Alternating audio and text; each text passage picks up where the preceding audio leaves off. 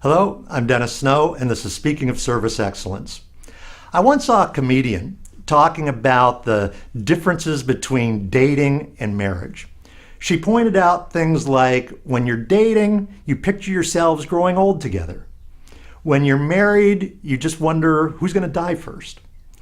When you're dating, he loves to discuss things. When you're married, he develops a blank stare. And she went on, and some of them were pretty accurate. Now, while listening to the comedian's routine, it struck me how easily you could substitute the differences between dating and marriage with the differences between being a company's prospect and being a company's customer. For example, when you're a prospect, the company promises outstanding quality.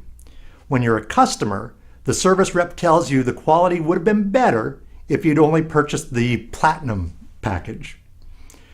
When you're a prospect, the company promises instant responsiveness. When you're a customer, getting someone to simply return your calls or respond to your emails becomes an exercise in frustration. When you're a prospect, the company promises that you'll be treated like family. When you're a customer, you realize the family they were talking about is incredibly dysfunctional. Some purchases, of course, are more like speed dating in that they're more transactional in nature. You need to buy a wrench, so you go to the hardware store, find the wrench that you need, pay for it, and you're pretty much done. Great service is still critically important, but things happen pretty quickly. But other purchases are more extensive and typically much more expensive. Home remodeling, hiring a lawn care service, contracting IT support for your business, or any type of consulting arrangement usually involve a longer sales cycle, and there's typically a lot more on the line than with simple purchases. When you're in the role of a prospect, the salesperson is usually promising the world, making you feel like you'll be the most valuable customer that company has ever had the privilege to serve. As soon as you sign the contract and send in the check, however, everything changes. All the promises of quality, responsiveness, communication, and personal attention, they all evaporate, and you're left scratching your head over what just happened.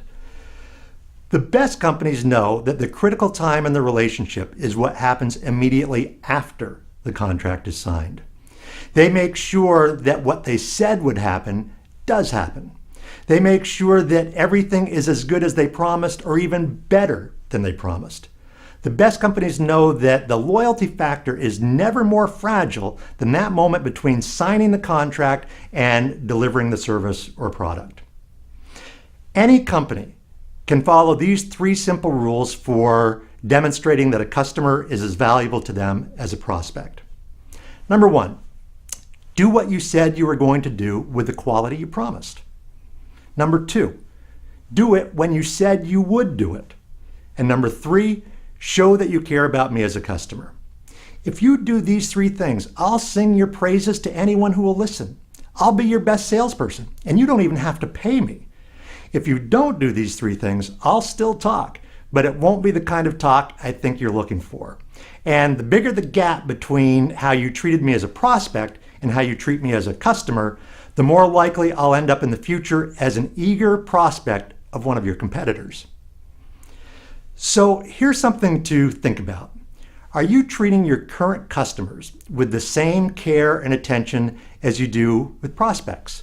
Because in fact, your current customers are prospects, and they're usually your best prospects, and you don't want to lose them. I hope you found the ideas in this video to be beneficial. If you'd like more information about how Snow & Associates can help your organization, or if you'd simply like access to additional customer service resources, please visit our website, www.snowassociates.com. Thanks so much for watching.